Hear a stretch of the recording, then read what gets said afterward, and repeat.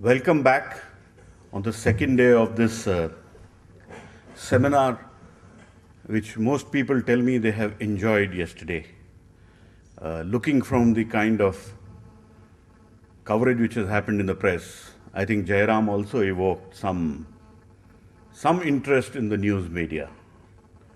Though I loved the give and take which happened between Prabir, Shiv and Jairam. Today we have two sessions and then a brainstorming, and I hope most of you will stay on for the brainstorming. It is essentially a roadmap which you have to prepare for yourself. So it'll be good if you stay on. This morning, our chairperson is a very special person, Mr. Ravi Gupta. In my career of a communicator, I have always said the key interface between a scientific institution and the communicator and the public is the public affairs officer or the public information officer, or sometimes in India we call the PRO. Not a very distinguished name. And Sharma yesterday said that PROs don't have a high stature. Mr. Ravi Gupta defies all that. Just to recount to you, and I'm leaving this for your attention so that you understand how special he is. Ravi is the person for public interface for the Defense Research and Development Organization. DRDO does most of the work which is secret and strategic. He has a very tricky time balancing between what should go out, what should not go out. And many of you would remember 10 years ago, DRDO had a very special expansion. It's called the Defense Research and Development Organization, but 10 years ago, it was named the Defenseless Research and DUD Organization, DRDO. A major paper where I used to contribute as well ran a series of stories, extremely long series, and it was always called DRDO with that acronym. In a way, Mr. Gupta changed the face of the way DRDO was perceived. And I credit him for that, and which is for that reason, you need somebody who interacts with the communicators on a regular basis. I also leave this thought in your mind. He's also somebody who's had a near-death experience. He had a fire accident. Balu, you're not the only one who's survived a near-death experience. Ravi Gupta has also survived. So I would also urge Mr. Gupta to recount a little bit in a couple of minutes how he changed the face of interface for converting DRDO from Defenseless Research and DUD organization to an organization which flies the Agni 5 missile and does Nirbhay missile and does the LCA, and taken 22 years, but long, how that happened. Couple of minutes, Gupta ji. But thank you very much, and I must thank Nyas for organizing this very, very interesting and challenging discussion on this diverse topic. Now, as far as the DRDO is concerned, as most of us know, it's made a beginning, a very humble beginning in 1948, just after independence. That was a time when country had no infrastructure, and working on defense R&D was a really challenging task. Okay. That was a period when we had to make a beginning from scratch. It started with one single laboratory and a small office in South Block, purely as in an advisory capacity and doing some basic sciences work. From then on till middle of last decade, it had expanded to nearly more than 50 laboratories, covering almost all the facets of defense research, meeting requirements of armed forces. Almost any technology area you name, and DRDO was working on that and producing results. The production value by that time had reached almost 1,30,000 crores of the items which had been accepted for these services. Besides, this was not the only contribution. It had made contribution in towards a nation building in the form of creating a base for the knowledge base, industrial base, and against all odds, because there was complete technology denial by the Western powers particularly, and denying all technologies, even the testing equipment, fabrication equipments. So all that had to be created here. Now, if you look at that, I think it was a very, very significant contribution towards the nation building and towards self-reliance. But nevertheless, in those days, there was consistently, the image was being created as if nothing had been done. And the entire money being spent on this organization and whatever had been spent in the last 50 years or so was a total drain. So we studied that, launched a two-pronged approach. First of all, let's have a real look at what we have done. And at the same time, try to find out what is the reason for this negativism. And the main reason we identified was lack of communication.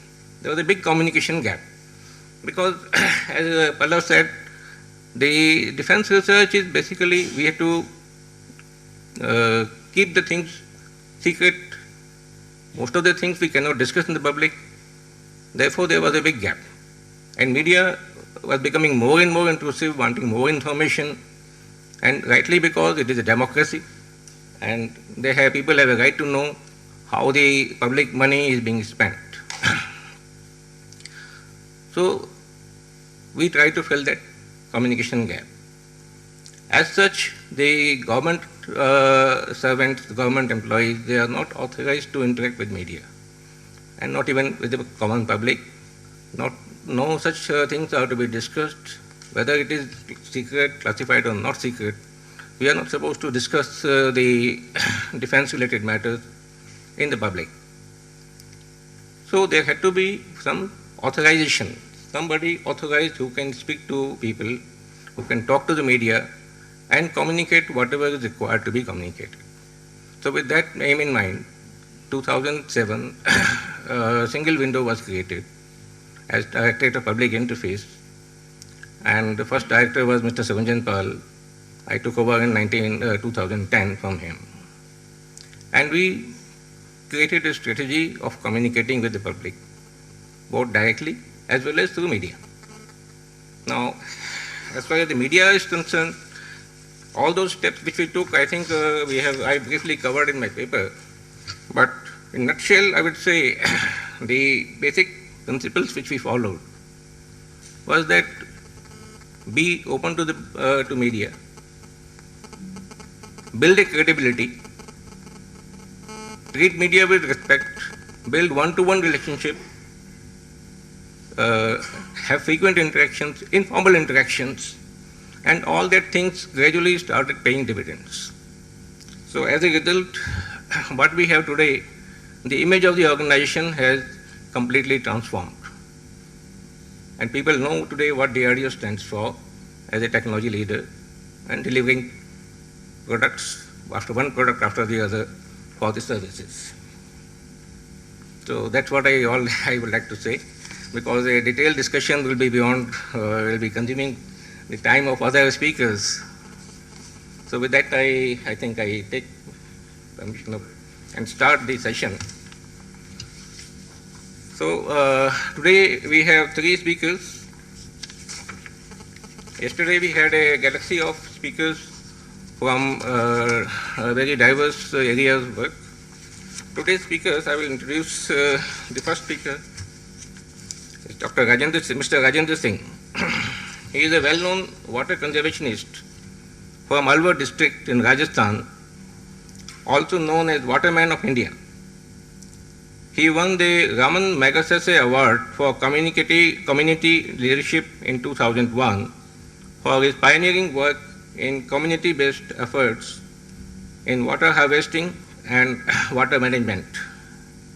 He runs an NGO called Tarun Bharat Sangh, which was founded in 1975 and has helped villagers take charge of water management through the use of Johar, rainwater storage tanks, check dams and other techniques. He is one of the members of National Ganga River Basin Authority, and he will be speaking to you on communicating with local communities, Tarun Bharat Sangh, and rejuvenation of rivers. So may I request Mr. Rajendra Singh?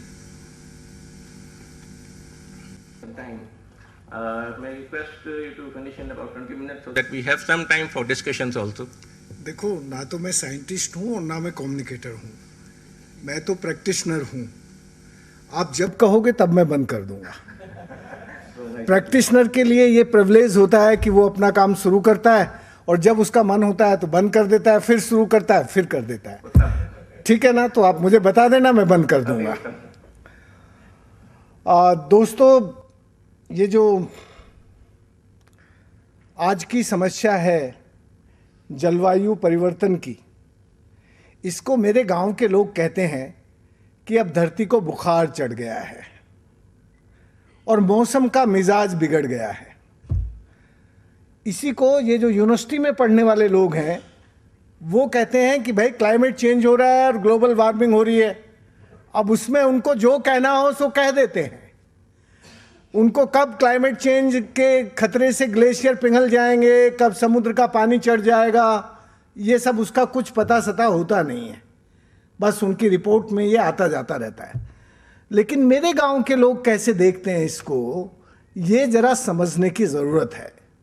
हमारे गांव के लोग कहते हैं कि भाई जब धरती में पानी ना हो, धरती का पानी सूख जाए, कुएं खाली हो जाएं, तो खेती वेती होगी नहीं। तो खेती तो जब नहीं होगी जब धरती को बुखार चढ़ेगा, और जब खेती नहीं होगी, पशुपालन नहीं होगा, तो फिर मौसम का मिजाज बिगड़ेगा और कई साल की बारिश एकदम से हो जाएगी। तो दोस्तों, मैं 1980 के दशक से पहले सबसे खराब जगह पैदा हुआ था। वो जगह है गंगा, गंगा के किनारे। गंगा में आप जानते हैं कि दुनिया की सबसे अच्छी नदी थी, विलक्षण प्रदूषण नाशनी शक्ति वाली नदी। और उस नदी के जब मैं जवान हुआ तो उस नदी में नहाने के लायक नहीं बची थी। जब मेरा बचपना था तब उस नदी का पानी कहीं भी उठा के आचमन कर सकते थे, लेकिन आते आते जवानी में वो नदी नाला बनने लगी थी। फिर क्या हुआ कि मुझे 1980 में मेरा सरकार में जयपुर में, भारत सरकार ने मुझे जयपुर में भेज दिया।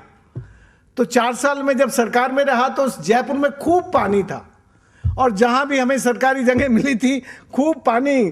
कितना ही पानी बर्बाद करो, कभी लगता ही नहीं था कि पानी की कमी है। लेकिन जब हमें लगा कि ये सरकार जो है ये तो फर्जीवाड़ा करती है, कागज रिपोर्ट भेजने का ही काम करती है, इस सरकार में रह के अपने आप को खराब करना बेकार है, तो हमने 84 में त्यागपत्र दे दिया। और त्यागपत्र दे के ऐसी जगह गए जहां ना पानी था, ना खेती थी, ना लोग थे, केवल बूढ़े लोग और बच्चे रहते थे वहां, छोटे छोटे बच्चे और बूढ़े लोग। ये था थाना गाजी का गोपालपुरा क्षेत्र, ये इलाका। तो इस क्षेत्र में एक तरह से यंग लोग तो थे ही नहीं, डिस्प्लेसमेंट हो गया था, केवल बूढ़े लोग और बच्चे। तो जब हम सरकार में से जाते हैं तो हमारी एरोगेंस बहुत ज़्यादा होती है। हम बहुत एरोगेंट होते हैं क्योंकि हम ये सोचते हैं यार ये गांव के लोग तो पढ़ते लिखते नहीं है, मेहनत नहीं करते, मैं दफ्तर चलाता हूँ, 12 घंटे दफ्तर में काम करता हूँ और मैं तो रात दिन पढ़ के इतना बड़ा अफसर बना हूँ। तो ये जो पढ़ाई की एरोगेंस है ये साइलेंट एरोगेंस है। ये जो साइलेंट एरोगेंस ऑफ एजुकेशन है उस वक्त मेरी खोपड़ी में भी थी, इसलिए मैंने लोगों से बात ही नहीं की। और मैं जाके वहाँ गोपालपुरा गांव में मुझे 2 काम सूझे कि ये जो छोटे बच्चे हैं इनकी तो पढ़ाई का काम करें, क्योंकि ये पढ़ लेंगे तो अच्छे बन जाएंगे, और ये जो बूढ़े लोग हैं बीमार हो रहे हैं, माल न्यूट्रिशन है, इनकी दवाई का काम करें। तो मैंने बच्चों की पढ़ाई और बूढ़ों की दवाई का काम शुरू किया।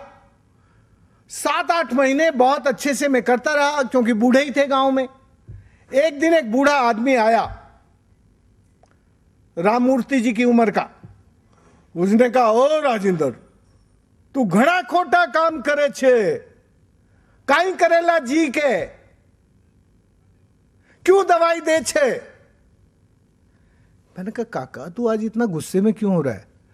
बोला तुझे 7 महीने हो गए इस गांव में आते रहते, तुझे यूं नहीं दिखा कि हम यहां से उजड़े क्यों?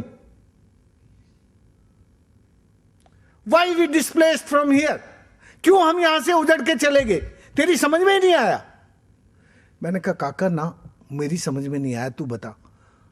बोला पानी कोनी छे, अब माँ का पानी सूरज चोरी करे छे, तू सूरज की चोरी रोकवा का काम कर दे। मैंने कहा काका मुझे तो स्कूल में पढ़ाया ही कोनी सूरज की चोरी कहीं रोके। तो बोला मैं पढ़ा दूंगा थाने।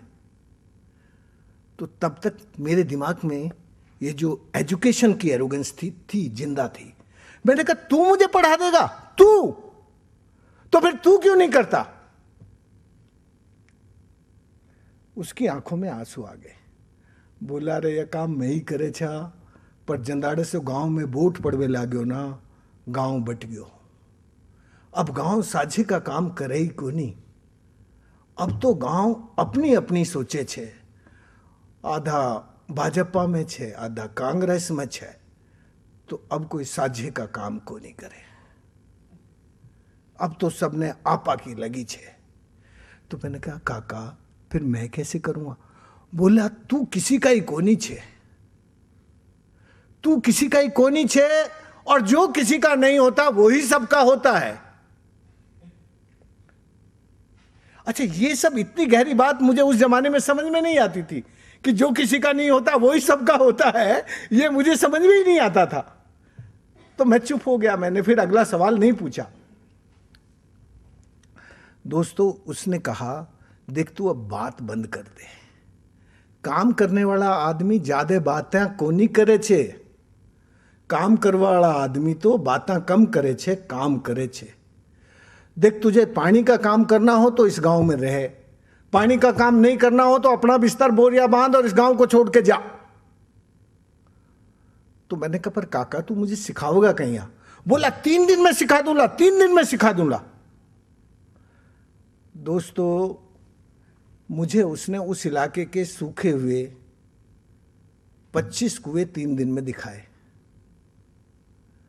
कुओं में चरस होती है ना चमड़े का, उसमें बैठा के नीचे उतारा, और मुझे वो सिखा। उसके पास शब्द नहीं थे, उसके पास वोकेबुलरी में 2-3 शब्द थे, पर ज्ञान था उसकी खोपड़ी में। उसने कहा पता नहीं उसको कैसे पता चला होगा कि ये लड़का काम कर सकता है। तो उन्होंने कहा देख आजो धरती छे ना, तू कुएं में नीचे जा छे ना, तो या सड़ देख कहीं छे। सड़ माने फ्रैक्चर, फ्रैक्चर ऑफ द एक्यूफर्स। उसड़ देख। तो कुछ तो धरती में सड़ ऐसे ऊपर से यूं थी, कुछ जगह पे यूं थी, कुछ तीखी थी, कुछ अइयां थी। तो मैं जब कुएं से बाहर निकलता था तो काका को धरती पे खींच के सड़ बताता था। तो बोला देख आ जो सड़ छे ना, ई सड़ के ऊपर पानी रोक दे। इस स्लाइड को मैं बाद में तुम्हें कभी मौका में, ये है वो मांगू काका, ये बूढ़ा आदमी, और इस कुएं के ये जो यहां ये जो लाइन कर रहे हैं, इसके दोनों तरफ के कुओं में जो सड़ थी ना वो ऐसी थी ऊपर की तरफ। तो ये सड़ के बिल्कुल ऐसे काट में वो लाइन लगा रहे हैं।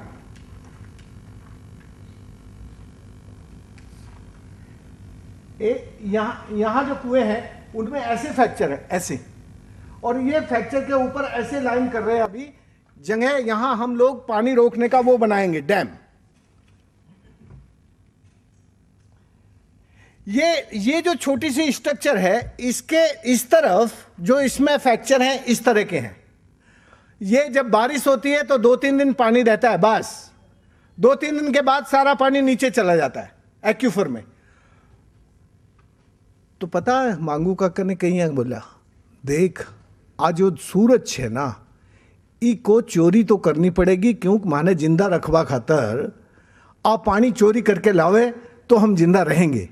पर इस सूरज को राजस्थान में चोरी नहीं करनी चाहिए, इसको समुद्र के किनारे जाके वहां का जो खारा पानी है समुद्र में उसको चोरी करके लाना चाहिए, क्योंकि ये सूरज ही एक ऐसा अकेला है जो खारे पानी को मीठा करता है। और ये जो आदमी खारे पानी को मीठा करने का काम करे उसमें तो आधे से ज्यादा और खराब ही कर दे, पर सूरज जब खारे पानी को मीठा करता है तो वो खराब नहीं होता। दोस्तों, मांगू काका ने मेरी पीएचडी 3 दिन में पूरी कर दी, और तुम जब पीएचडी करवाओ हो ना तो 19 साल लगाओ हो, पर मांगू काका ने मुझे 3 दिन में सिखा के कहा अब तू जा पानी का काम कर। और तुम पीएचडी करने के बाद किसी भी आदमी को ये नहीं कहते कि अब जाके तू जमीन पे काम कर, तुम कहते हो यार सरकार में देख ले या टाटा के घर में देख ले कोई नौकरी मिल जा तो, या बिरला के घर में देख ले। लेकिन तुम्हारी यूनिवर्सिटी में पढ़ने वाला आदमी वो धरती और प्रकृति के साथ दोस्ती करने का काम नहीं करता। ये जो गांव का आदमी है जो पढ़ता लिखता नहीं है, वो इस धरती और प्रकृति से जितना लेता है उतना उसको अपनी मेहनत और पसीने से देने की कोशिश करता है। और जब वो अपने पसीने से देने की कोशिश करता है, उसके लेने देने में, उसके डेवलपमेंट में डिस्प्लेसमेंट नहीं होता। तुम्हारा जो डेवलपमेंट का प्लान होता है उसका एंट्री पॉइंट ही डिस्प्लेसमेंट से शुरू होता है। जितने भी तुम्हारे डेवलपमेंट के प्लान हैं वो without displacement of soil, without displacement of greenery, without displacement of the wisdom और without displacement of the knowledge आप कुछ नहीं करते। आपका तो सारा काम ही शुरू होता है डिस्प्लेसमेंट से, सारे डेवलपमेंट के प्लान। लेकिन जब गांव के लोग करते हैं तो वो देखते हैं कि यार अब पानी बहुत तेज आवे है दौड़ता हुआ, तो उसको वो कॉन्वेक्स डिजाइन बनाते हैं जिसमें आयरन की जरूरत नहीं होती। 30 फीट ऊंचा डैम विदाउट आयरन उनका खड़ा रहता है क्योंकि वो नेचर के अनुकूल स्ट्रक्चर डिजाइन करते हैं। आपका इंजीनियर जो इंजीनियरिंग पढ़ता है वो इस बात का बिल्कुल ख्याल नहीं रखता। वो इंजीनियर कहेगा अरे यार आयरन डालो ना इसमें, आयरन वालों को भी काम मिल जाएगा।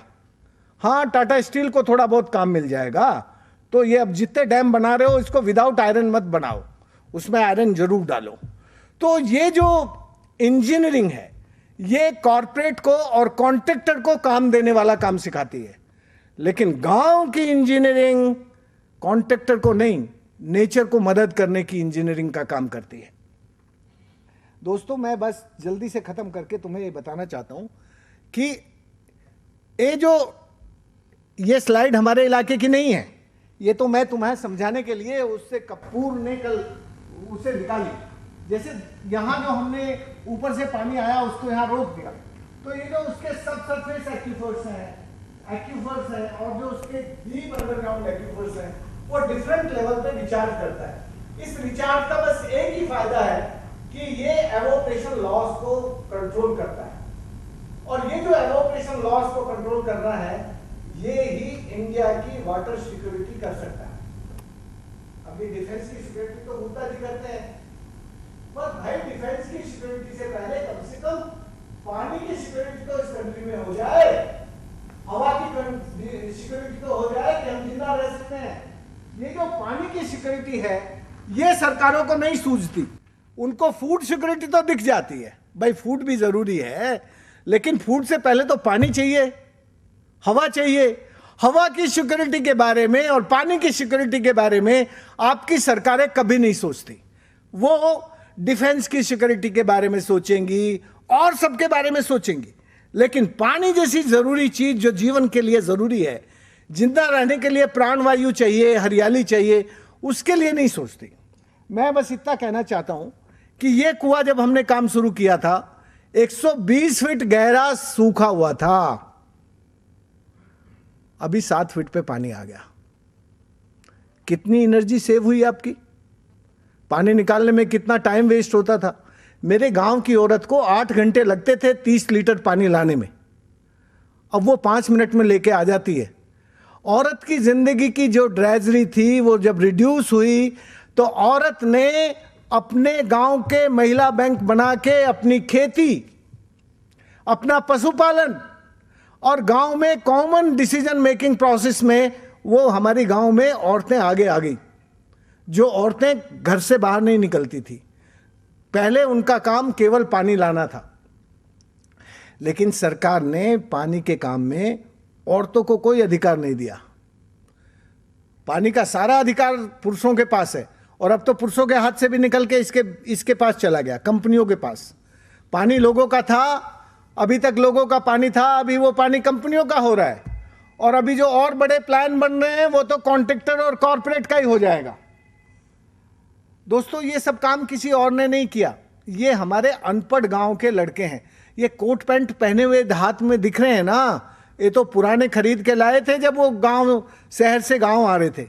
ये पढ़े लिखे नहीं हैं, ये आप इनको पढ़े लिखे इंजीनियर मत मान लेना, ये अनपढ़ इंजीनियर हैं, लेकिन पढ़े लिखे इंजीनियर से ज्यादा अच्छे हैं। तुम्हारी पीएचडी इंजीनियरिंग के पीएचडी, सिविल इंजीनियरिंग का पीएचडी मेरे गांव के अनपढ़ इंजीनियर से ज्यादा समझदार नहीं है।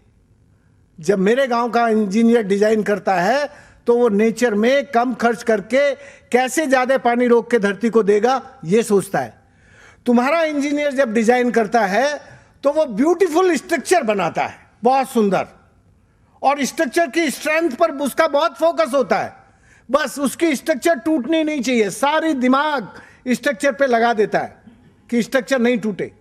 लेकिन गांव का आदमी, यार स्ट्रक्चर टूट जाए, भले ही टूट जाए ना, अगली बार ठीक कर लेंगे, लेकिन कम जगह में कैसे ज्यादा पानी रोक सकते हैं, पानी का फायदा क्या होगा, उस पर उनका ध्यान होता है। दोस्तों, ये जो हमारी नदी सूखी ना, आज हिंदुस्तान की 2/3 से ज्यादा नदियां सूख गई। More than 70% small river is dry and dead. Rest 30% river is like drain, nala, sewage, like Ganga sewage, Yamuna sewage. इस बंगलोर की अर्कावती, कुमुदवती सब मर गई है, सूख गई है। बंबई में जाए तो अड़ियार कुंभ नाले जैसी दिखेगी। किसी शहर में चले जाइए, इस देश के एक भी शहर में नदी नहीं बची है, सब नाले बन गए हैं। कोई शहर ऐसा हो जिसमें नदी है तो मुझे बता दो, मैं देखने आ जाऊंगा यार, मन को शांति हो जाएगी। किसी 21वीं शताब्दी के दूसरे दशक में भी हिंदुस्तान में नदी बहती है? नदी नहीं बहती है, केवल और केवल नाले बहते। तो ये जो नदी थी ये बिल्कुल सूख गई थी। पहले हमारा कुआं सूखा, फिर हमारा ट्यूबवेल सूखा, फिर हमारा बोरवेल यहां तक सूख गया, फिर ये हमारा सबमर्सिबल सूख गया।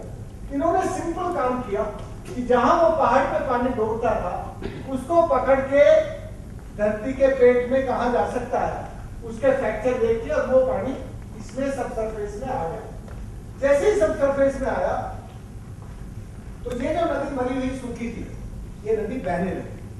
अभी ऐसी 7 नदियां बहती है हमारी, 7 रिवर, और इन 7 रिवर में अभी पेरेनियल रिवर हैं ये 7 के 7। यदि आप इस फोटो को पहचान लें और कोई बता दे तो मुझे अच्छा लगेगा, नहीं तो मैं आगे दिखाता हूं। ये फोटो आज आपने देखा है, नीचे वाला कौन सा है? नहीं बता रहे, पढ़े लिखे लोग हैं ना। पढ़े लिखे लोगों को जरा पकड़ने में चीजों में देर लगती है, अनपढ़ आदमी फटाक से पकड़ लेता है, क्योंकि उसका तो दिमाग जो है और दिल एक जगह रहता है। पढ़े लिखे लोगों का दिल अलग रहता है, दिमाग अलग रहता है, इसलिए उनको थोड़ी देर लग जाती है। लेकिन गांव का आदमी फटाक से बता देता है, देखो ये नदी है, ये नदी है, नदी सड़क नहीं है। ये गांव से शहर जा रहे थे, जब नदी सूख गई ये पानी में गिर। यही नदी थोड़े दिन के बाद फरवरी के महीने में, फरवरी का महीना है, मस्टर्ड क्रॉप है, ये कोई और महीना, ये भी फोटोग्राफ फरवरी का है और ये भी फरवरी का है, दोनों फरवरी के हैं, 20 फरवरी के फोटो हैं ये दोनों। ज्योग्राफी अपने आप चेंज हो जाती है यदि हम उसको थोड़ा आराम दें तो, थोड़ा उसका लिहाज रखें तो। ज्योग्राफी में बहुत कुछ करने की जरूरत नहीं है। ये नदी का नीचे का हिस्सा है, इस नदी के हिस्से में ये जो डैम है, ये छोटे वाला, इसमें ऊपर का पानी, ये सारे डैम इसी के ऊपर बने। अभी ये नदी, पूरी नदी साल भर पानी बहता है। ये नीमी गांव का फोटो है। इस गांव में सारे लड़के जयपुर में सेठों के ट्रक भरते थे बेलदारी करके। अभी ये लड़के जयपुर के सेठों को रोजगार देते हैं। कैसे?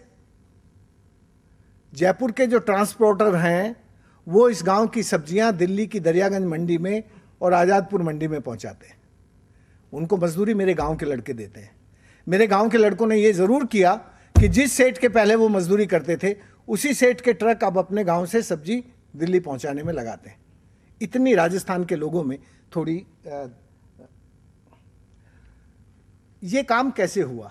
इस काम में सारी समझ वमझ लोकल लोगों की थी और जो भी कुछ मटेरियल था वो कहीं बाहर से नहीं आया। और इस सरकार से तो एक पैसा लिया नहीं हमने, क्योंकि सरकार का मामूली सा बाबू होता है ना, बाबू, वो तुम कितना भी बड़ा काम करो वो तो भगवान बन जाता है और वो बस अपनी चलाता है। तो हमने उनको सरकार को फटकने ही नहीं दिया। वहाँ जब सरकार हमारी नदी बही पहली बार तो सबसे पहले सरकार आई। सरकार ने हमारी सारी नदी में मछली के ठेके दे दिए। तो गांव के लोगों ने कहा, अरे जब इस नदी में पानी नहीं था तब सरकार कहाँ गई थी? पानी आ गया तो सरकार आ गई। तो गांव के लोगों ने सरकार को बाहर किया। सरकार ने मेरे खिलाफ सुप्रीम कोर्ट में मुकदमा कर दिया कि ये राजेंद्र सिंह जो है ये लॉ एंड ऑर्डर की प्रॉब्लम करता है। 2 मिनट में खत्म करता हूं गुप्ता जी। तो लॉ एंड प्रॉब्लम लेकिन इस देश में कभी कभी बहुत अच्छे लोग ज्यादा होते हैं, कभी कभी खराब होते हैं। उस जमाने में सुप्रीम कोर्ट में एक बहुत ऑनेस्ट चीफ जस्टिस था, उसका नाम है वेंकट चलैया। वेंकट चलैया ने अपनी कोर्ट से बाहर चैम्बर में मुझे बुला के कहा, राजेंद्र अब तक तो तू माफिया से लड़ रहा था, तूने इतनी सारी देश भर में मार्बल माइंस बंद करवाई, अब तू सरकार से भी लड़ने लगा और ये सरकार के साथ लड़ाई बहुत खोटी है। तेरे अभी तक तो हमारी कोर्ट उसने पार्लियामेंट ने यही डिसाइड नहीं किया हु इज दिस वाटर, ये पानी है किसका, और तू कानून बनवाने में लगा रहेगा और मेरी कोर्ट के चक्कर खाता रहेगा। तुझे बता, तुझे नदी जिंदा करनी है कि मेरी कोर्ट के चक्कर खाने हैं? मुझे सचमुच उस जज के प्रति बहुत सम्मान है। ही इज ए ऑनेस्ट जज। मैंने कहा, साहब आप इसका कोई रास्ता बताइए कैसे निपटाएं। उसने कहा, मैं बताता हूं। एक चीफ जस्टिस है मध्य प्रदेश में, उसकी चेयरमैनशिप में तुम्हारे चीफ सेक्रेटरी को लगा देता हूं मैं, और ये जो इसका निर्णय करेंगे तुम मान लेना, नहीं तो तुम्हें तुम्हारी जिंदगी के 20-25 साल सुप्रीम कोर्ट के चक्कर खाने में लग जाएंगे और तुम जो अच्छा काम कर सकते हो बिल्कुल नहीं कर सकोगे। मैंने कहा, सर बिल्कुल आपकी बात सिर माथे पे। दोस्तों मैं वो स्लाइड आपको जल्दी दिखा दूं, नहीं तो ये गुप्ता जी, मैं असलियत में इस स्लाइड को दिखाना चाहता था यार। अभी जो तुम्हारी ये जो पढ़े लिखे लोग हैं वो कहते हैं कि पॉपुलेशन बहुत बढ़ गई है। ये पॉपुलेशन बढ़ गई है तो एक्सट्रैक्शन की टेक्नोलॉजी पर जाना ही पड़ेगा, क्योंकि optimum use of the resource के बिना हम इस कंट्री को नहीं चला सकते। अब optimum use of the resource करेंगे तो फिर तो एक्सट्रैक्शन की टेक्नोलॉजी, पॉल्यूशन की टेक्नोलॉजी, इस सब पे जाए बिना चलेगा नहीं ये देश। तो राजेंद्र तुम यार ये क्या ट्रेडिशनल गाते रहते हो, इससे देश नहीं चलने वाला। हमें करने दो एक्सट्रैक्शन, हम तुम्हें optimum use of the resource बताएंगे, सिखाएंगे। तो ये जो optimum use of the resource का बड़ा जार्गन हमें पढ़ाया जाता है, उसमें बस एक ही चीज होती है, वो होती है एक्सट्रैक्शन की टेक्नोलॉजी। और जब ये एक्सट्रैक्शन की टेक्नोलॉजी आती है तो ये जो डेवलपमेंट का पैराडाइम है वो कंप्लीटली चेंज हो जाता है। और जैसे ये डेवलपमेंट का पैराडाइम चेंज होता है वैसे राज्य ये कहने लगता है, हमारे नेता ये कहने लगते हैं कि देखो यार अब समाज के बस की कुछ करना नहीं है, अब तो जो कुछ करेगी सरकार करेगी, समाज तो बस वोट देके सो जाए। ये हमारा नेता पढ़ाने लगता है हमें, गुप्ता जी हमारे नेता हमें सिखाते हैं कि अब तुम कुछ मत करो यार राजेंद्र, तू क्या ये जौहर वोट बनवा रहा है, ये जौहर से कुछ नहीं होगा। अब तो हमें गंगा का पानी लाना पड़ेगा, यमुना का पानी लाना पड़ेगा, चंबल का पानी लाना पड़ेगा, और चंबल का पानी तो हम ही ला सकते हैं, लोग तो ला नहीं सकते। तो जब राज्य जो है वो सारी जिम्मेदारी कम्युनिटी की जो फंक्शंस है उनको टेक ओवर कर लेता है तो समाज का काम छूट जाता है। और जैसे ही वो करता है तो ये डिपेंडेंसी सिंड्रोम आ जाता है। और जैसे ही ये डिपेंडेंसी सिंड्रोम आता है, ये जो हमारी कम्युनिटी की इंस्टीट्यूशंस है, जो कम्युनिटी अपना काम अपने आप करती थी, वो सब डिसइंटीग्रेट हो जाती है, टूट जाती है, बिखर जाती है। और जैसे ही ये बिखरती हैं, सारे पीपल्स इनिशिएटिव और क्रिएटिविटी सब खत्म हो जाती है। तो दोस्तों आजादी के बाद यदि इन 65 सालों में वाटर सिक्योरिटी जैसी चीज ये कंट्री नहीं कर पाया और ये और बढ़ता जा रहा है, गांव गांव बेपानी होता जा रहा है, तो फिर क्या होगा? मुझे लगता है अभी भी हमें निराश होने की जरूरत नहीं है। हम ग्लोबल टीचर थे, अभी भी ग्लोबल टीचर बन सकते हैं। ये जज्बा हमारे देश में है, लेकिन इस जज्बे को लाने के लिए जरा इन सरकारों को समझाने की जरूरत है कि तुम यार हमारे सारे काम मत अपने हाथ में लो, कुछ काम हमें भी करने दो, कुछ काम हमारे भी हैं जिन्हें हम कर लेंगे। लेकिन ये सरकारें हमें कुछ नहीं करने देना चाहती, वो सारे काम खुद करना चाहती हैं, क्योंकि उनको वोट की जो सिक्योरिटी है वो तभी होगी जब वो आपके दाता होंगे, देने वाले होंगे। यदि आप कुछ खुद काम करने वाले होंगे तो उनके दाता नहीं हो सकते। मुझे लगता है कि ये 4 काम, समय नहीं है, 2 मिनट में गुप्ता जी ने मना किया है बंद करने को, इसलिए मैं बस एक छोटी सी स्लाइड दिखाना चाहता हूँ। ये हमारी पार्लियामेंट है, अरवरी रिवर पार्लियामेंट। इन 11 एस्पेक्ट्स पे काम करती है। इस पार्लियामेंट की हिस्ट्री केवल 17 साल पुरानी है। 17 साल में जो भी कुछ कॉन्फ्लिक्ट हुए हैं, इन सब को ये पार्लियामेंट रिजॉल्व करती है।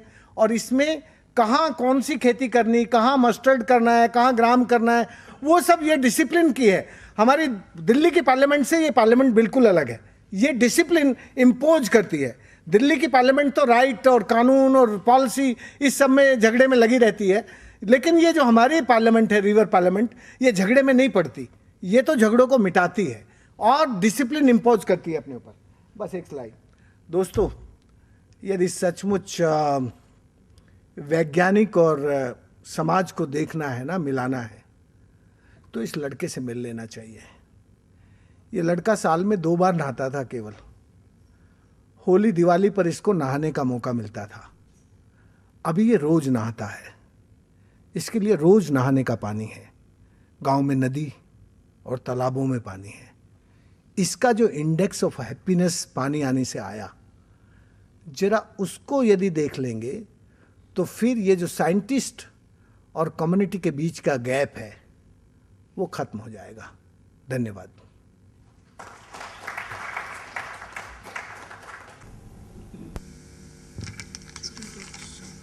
No, I just had a point to make. There's so much of traditional wisdom and science and all that, and plus also reacting to what yesterday Shiv was talking as well. So will this new framework that we'll all develop, will it also include traditional science, where traditional science meets the public, or is it the modern science? मैं समझता हूँ ये modern और traditional का कोई conflict नहीं है। Science तो साइंस होती है।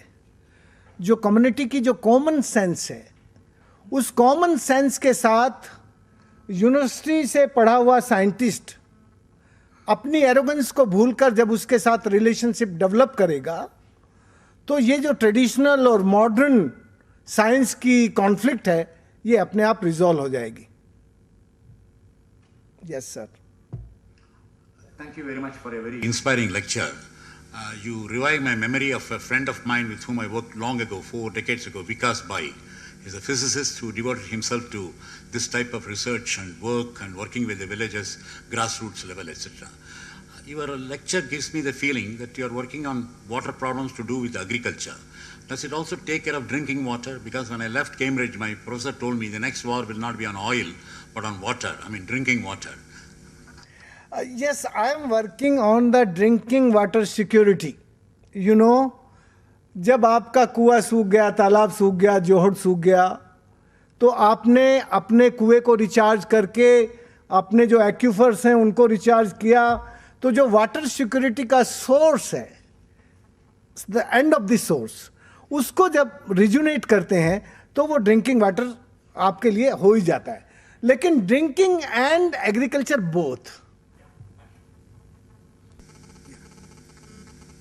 Small comment that you may be knowing about the isotope hydrology work which is going on, Yes. particularly in Gauchar, and at least we have done in 19 aquifers where recharging of the Himalayan rivers could be done, and here isotope hydrology has made a very important contribution. Yes, yes, agree. Sir. Please. Are other areas of Rajasthan is interested to replicate your model there? Yes, when I start this work, a small village called Gopalpura, the one village complete in 4 years, because I am alone that time and I am working 10 to 14 hours every day. But now this work in a contiguous area, the 1200 villages covered 8,600 square kilometre, 7 river, Arvari, Ruparel, Sarsa, Bhagani और जहाज वाली, साबी और महेश्वरा, ये सिर्फ 7 किताबें हैं। इस पर एक स्वीडन की सरकार ने एक अभी अध्ययन किया है। ये 7 नदियों का ये नदी कैसे जिंदा हुई, इनकी नदी की जिंदा होने की साइंस क्या है। मुझे ताज्जुब होता है कि ये दुनिया के लोग तो यहाँ आके कुछ करते हैं, पर हिंदुस्तान के साइंटिस्ट क्या करते हैं। हिंदुस्तान के साइंटिस्टों को ये पानी, रोटी, धरती, हवा, जंगल, ये देर से क्यों समझ में आता है? आता तो है, हमारे हिंदुस्तान के साइंटिस्ट दुनिया के साइंटिस्टों से अच्छे हैं, पर इनकी अकल और बुद्धि थोड़ी देर में चलती है। जब दुनिया के लोग कर लेते हैं तब ये पहुंचते हैं। ये बात अलग है कि वल्लभ बावला जरा शुरू के दिनों में चले गए, पर मैं इनको साइंटिस्ट नहीं मानता, इनको yes. humble suggestion or it may be recommendation derived from this lecture. Sir, जो आपने बगैर किसी ICT और इंटरनेट और बहुत सारे टूल हम जो इस्तेमाल करते हैं उसके बगैर आपने ये इंश्योर किया कि वर्नाकुलर लैंग्वेज में पब्लिक पार्टिसिपेशन, क्योंकि लोग आते गए कारवा बनता गया और उन्हीं लोगों की मदद से आप पानी वहां पे लेके आए। तो ये जो public participatory model of science communication है, ये हमारे हर लैब में मैंडेटरी होना चाहिए, बिकॉज साइंस अभी तक हमारे लैब की प्रॉपर्टी होती है या साइंटिस्ट की होती है और वो कम्युनिकेट होती है scientist to research journals only in English.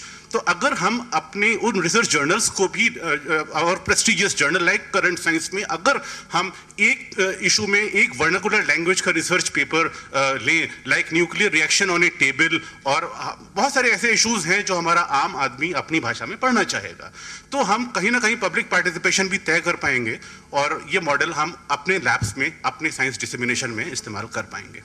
बस मैं गुप्ता जी एक लाइन कहना चाहता हूँ। मुझे लगता है कि इस वक्त हमें बहुत ज़रूरत है कि हमारे साइंटिस्ट और हमारी कम्युनिटी के लोग दोनों ज़रा नेचर का जो एक्सट्रैक्शन वाली एजुकेशन है, उस एक्सट्रैक्शन वाली एजुकेशन को न्यूट्रिशन वाली एजुकेशन में कैसे बदल सकते हैं, तब्दील कर सकते हैं।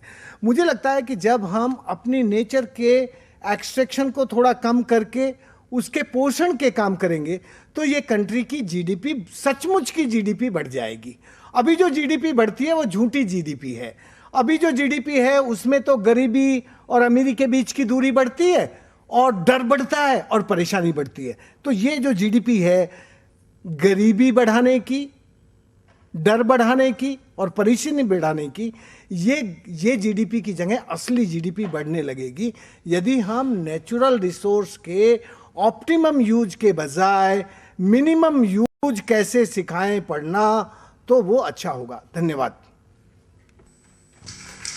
Thank you very much, Dr. Singh. I think we had a very beautiful presentation, and for development, if we work, we utilize the traditional wisdom along with the modern technologies, we can do wonders in the country. Now I'll invite the next speaker, Dr. K Chadha, who is an applied geophysicist and presently a chief scientist at the National Geophysical Research Institute in Hyderabad.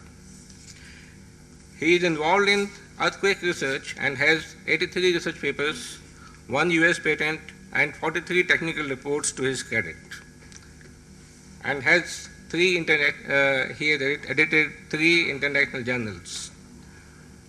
Dr. Chadha is the present Secretary General of the Asian Seismological Commission and has served as the President of the Natural Hazard Society and a recipient of National Mineral Awards in Geophysics.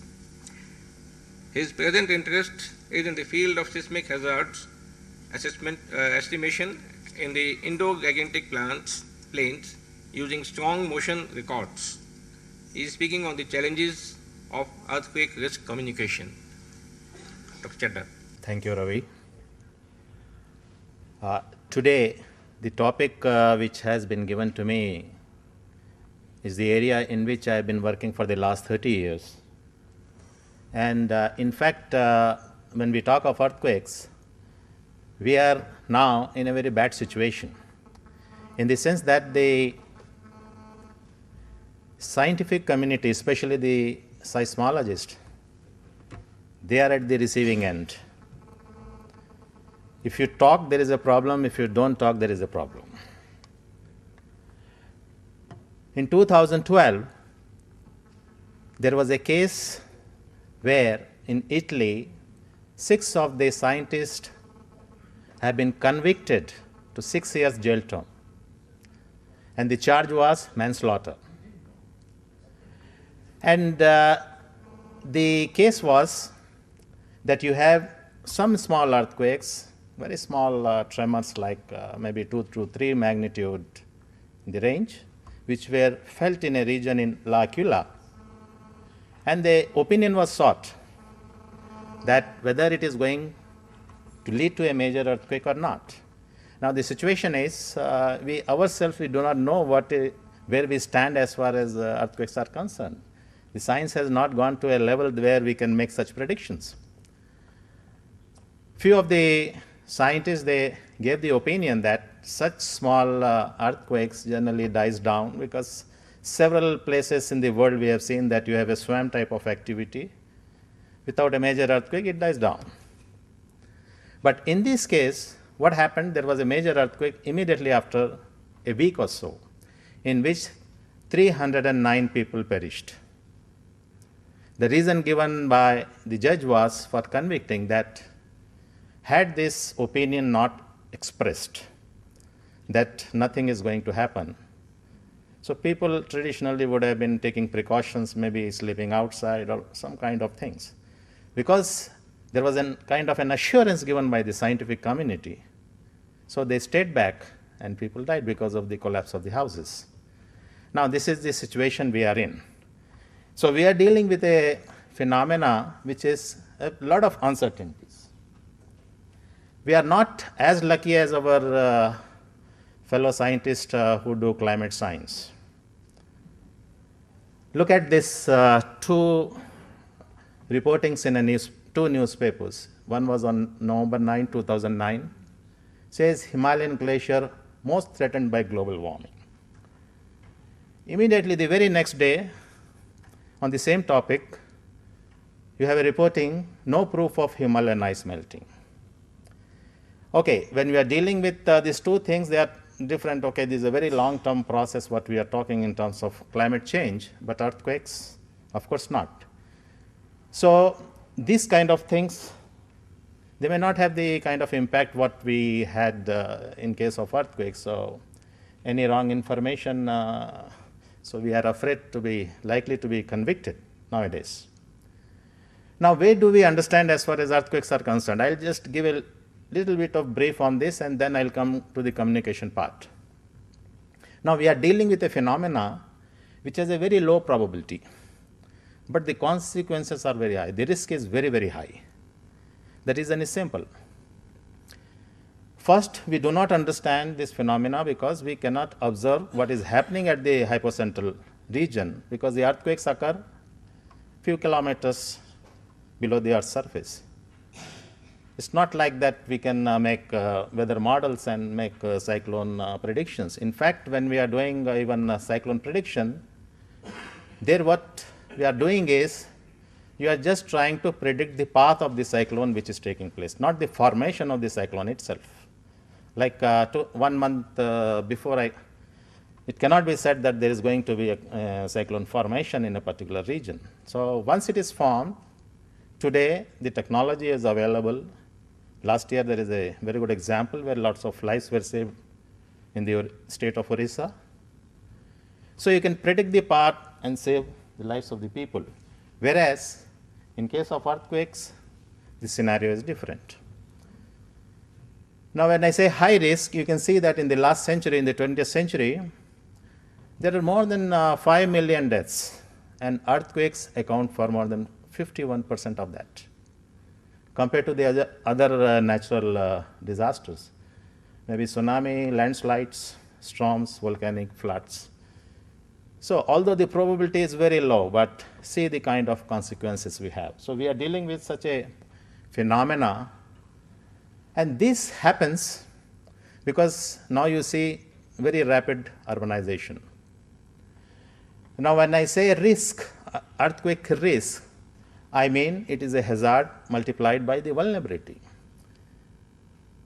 And hazard, I mean, is a physical phenomena. You have an earthquake, so faulting can take place, the land can subside, there can be landslides, any physical phenomena, ground failures. So, if you have an earthquake somewhere in some remote corner of the world where you don't have buildings, there is no vulnerability. So, your risk is zero. Now, you just see, of course, this urbanization in 2010, 50% of the world population, now they are living in urban areas. The hazard has not increased. The hazard remains same. Now, you see, you have the Latur earthquake in 1993, just 6.3. 10,000 people dies there. And you have the Bihar Nepal earthquake, which was 8.6, but still 10,000 people, around that. So it's the message has to go very, very clearly. So when we talk of conveying what risk people are at, we have to send this message very strongly. So this is one of the points. During the earthquake, what happens? You have a very, very strong shaking. And people die because building collapse due to this shaking. Other than the physical phenomena, two scenarios can develop. You have an earthquake, very close to the earthquake, if you have a ground failure and this thing, there is structural collapse, people die. But there are also situations where even if you are located more than 300 to 400 kilometers away from the epicentral zone, still your building can collapse. You can see the example of Bhuj.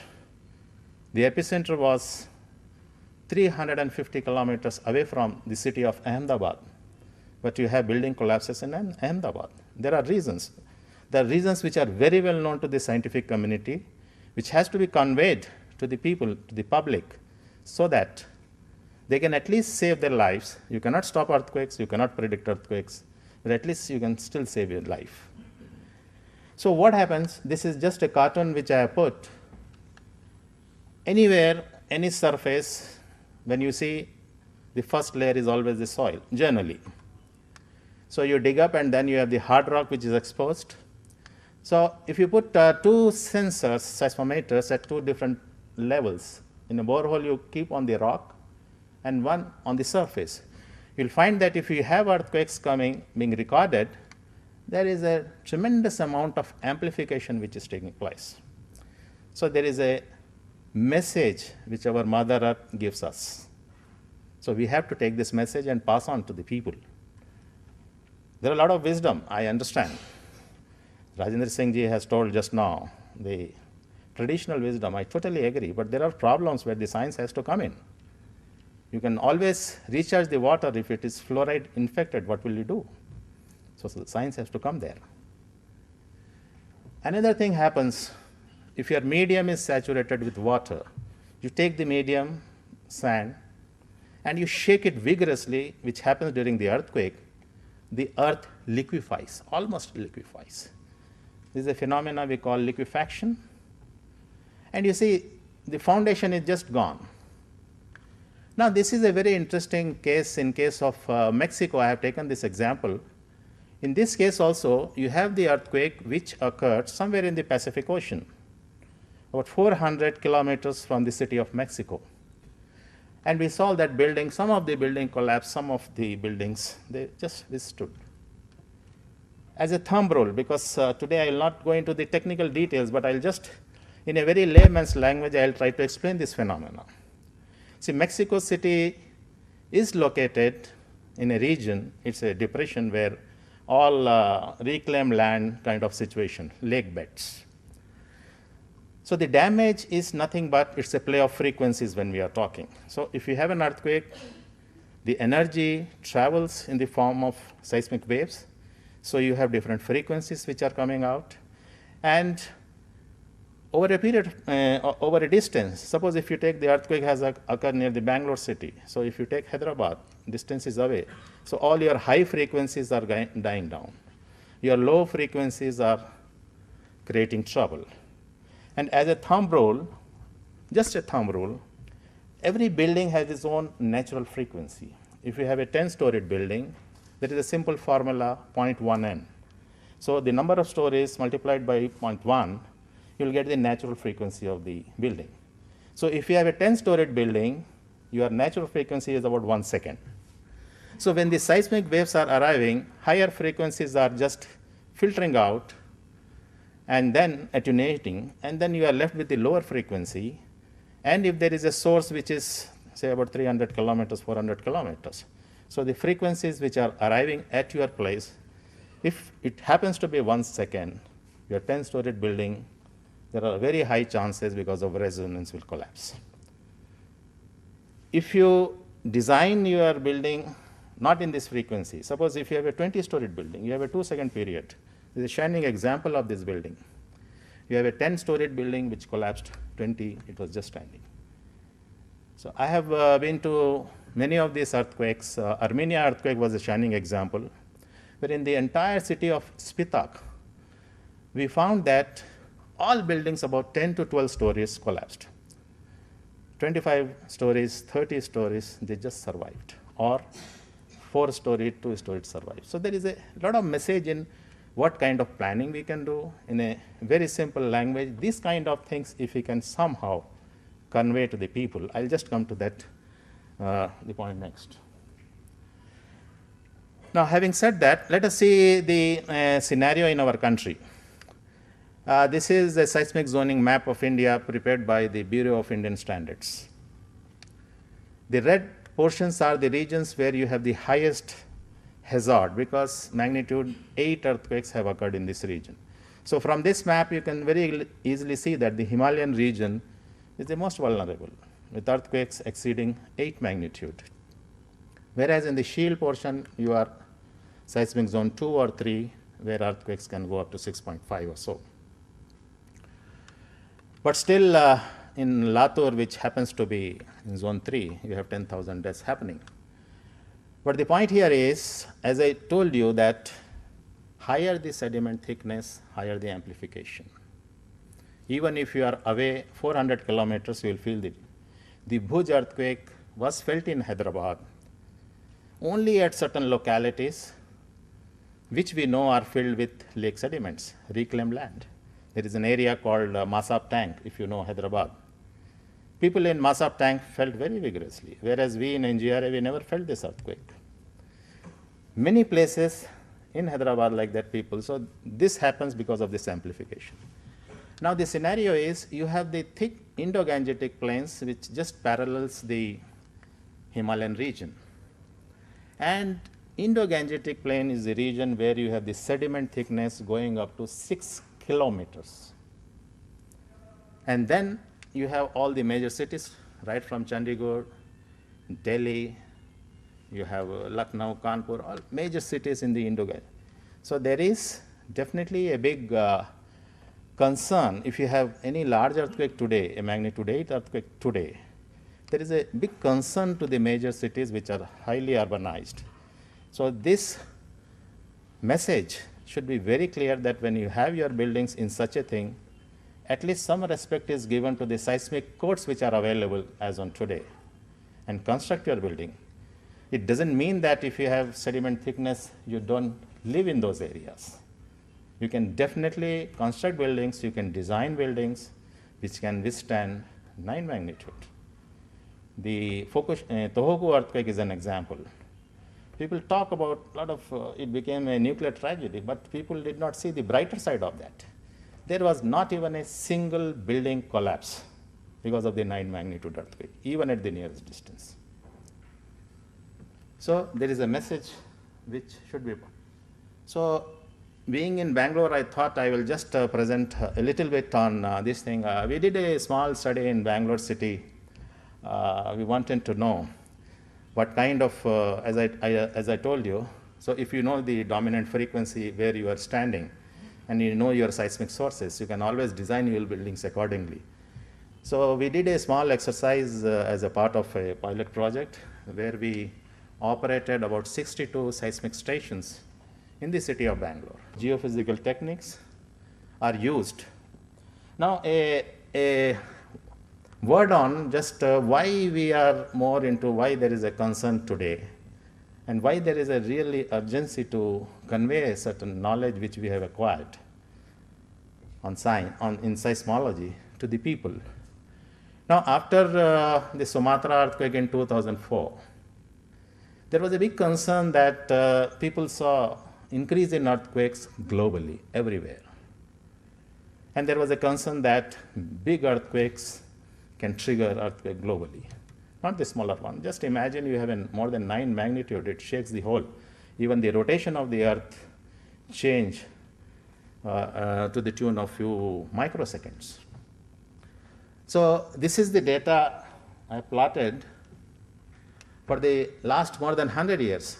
You will notice that from magnitude 7.5 to 8, there is an average value, it doesn't change. Even 8 to 8.5, there is not much of change.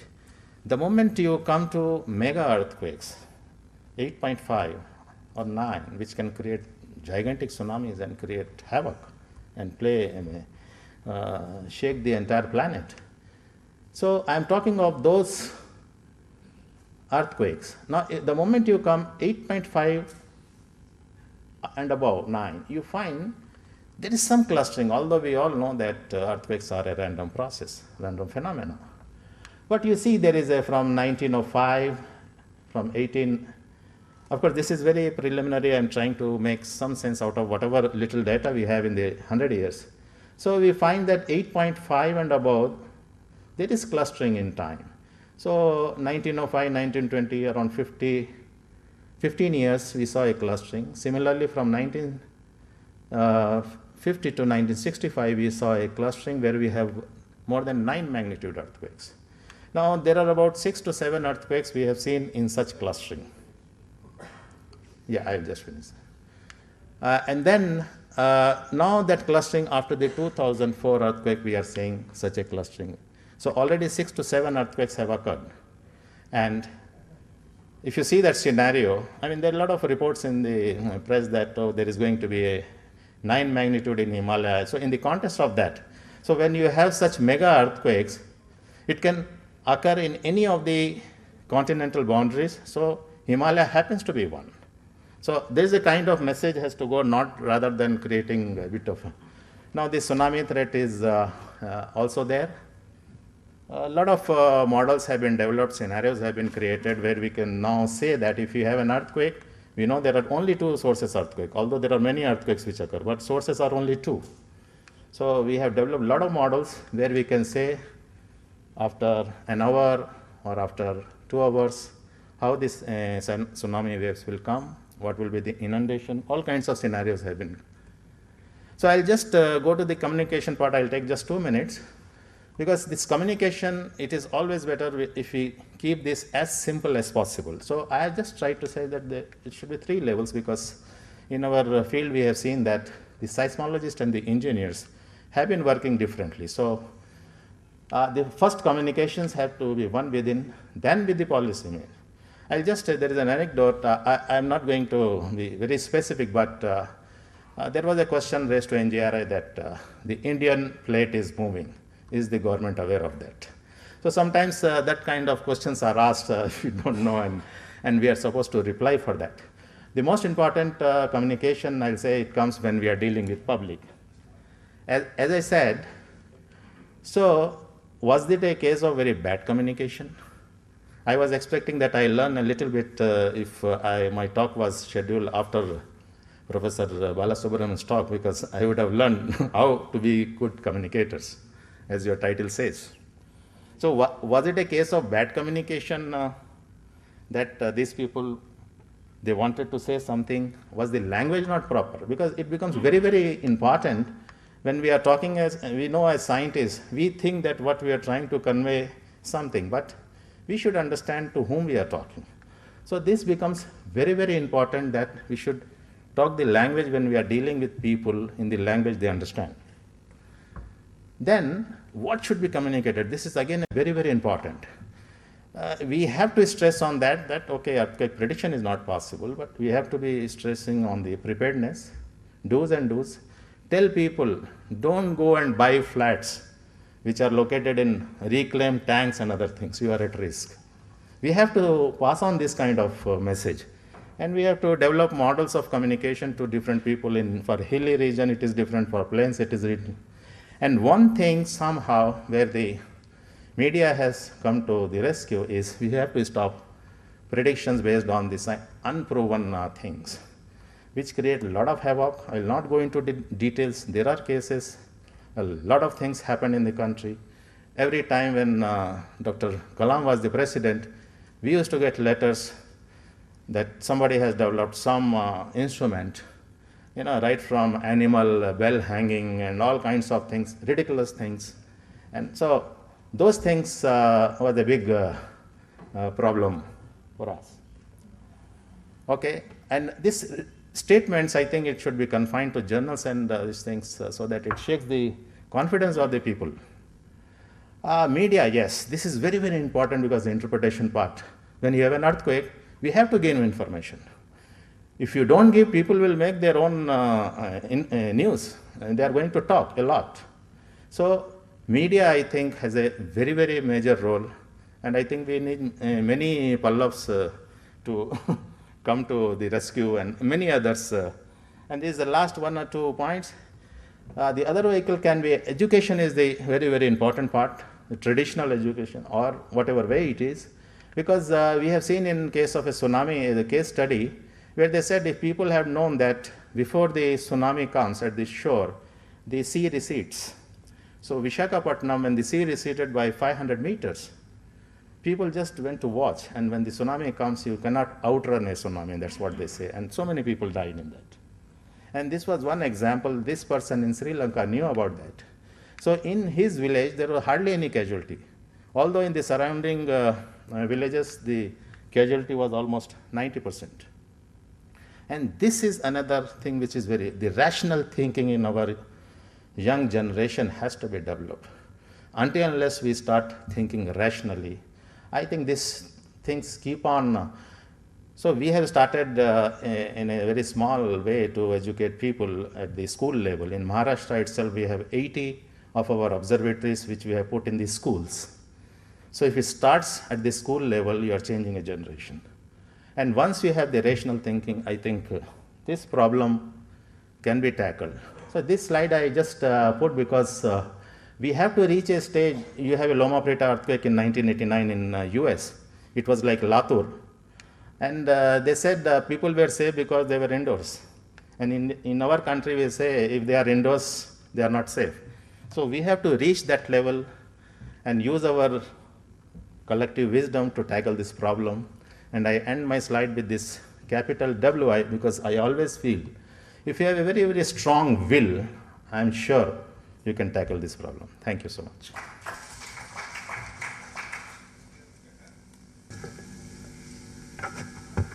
Thank you.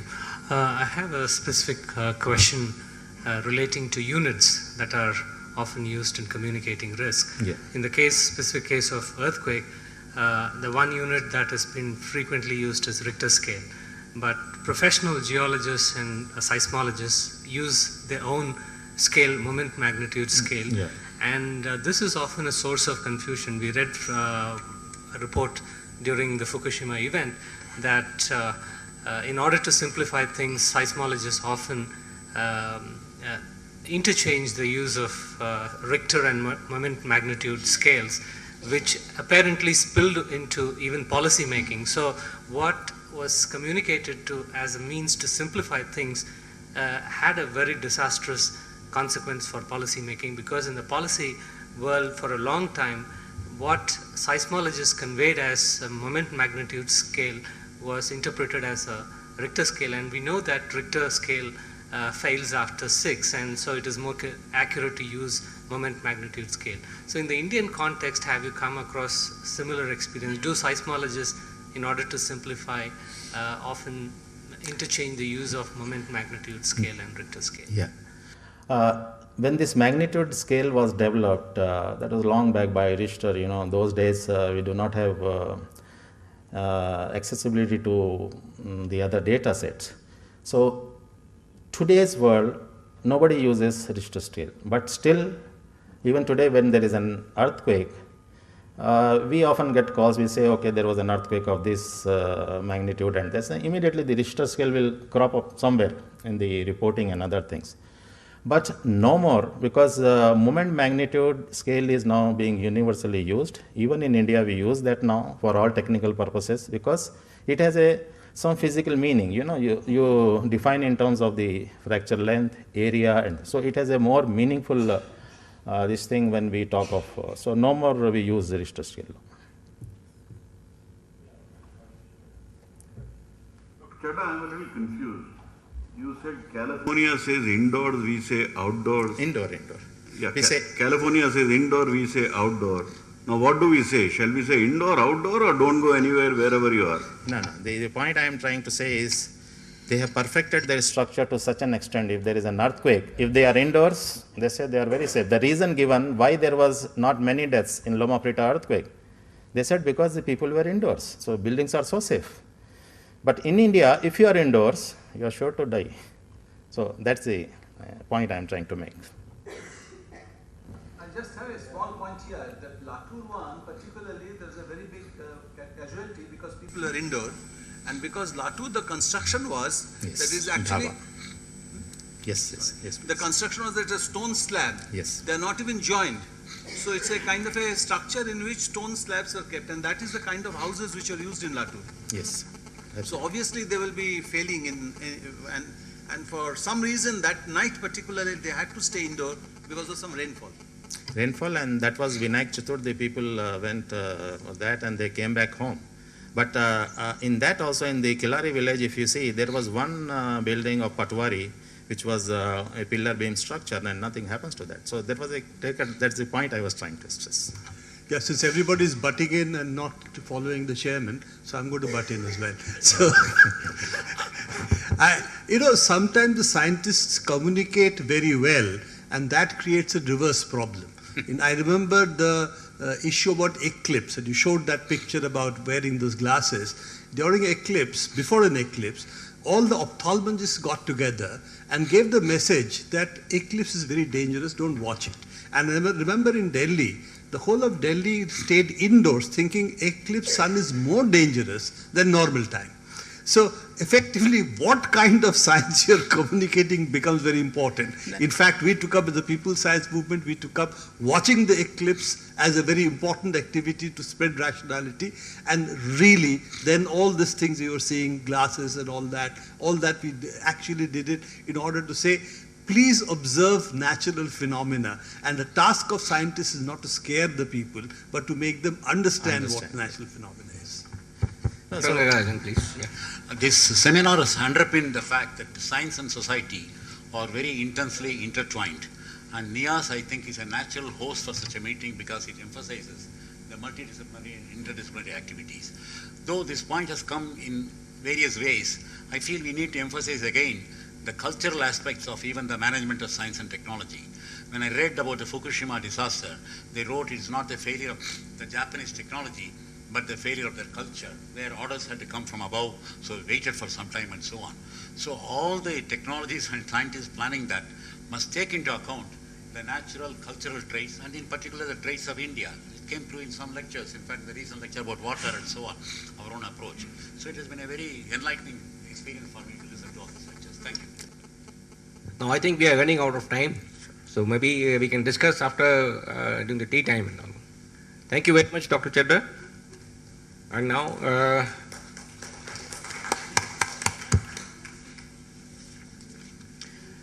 so may I have, I invite the next speaker, Professor Balasubramanian, who is a columnist and a research director at the L.V. Prasad Eye Research Foundation, Hyderabad.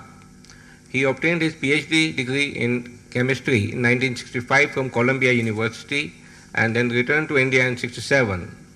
He joined IIT in Kanpur, and in 1977 he moved to the University of Hyderabad.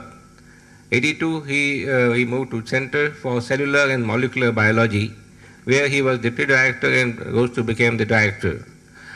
In 1998 he joined L.V. Prasad Eye Institute, Hyderabad, as director of the research, and a position which he continues to hold. During the past 3 decades or so, His research work has been focused on biochemistry and cell biology of eye, particularly.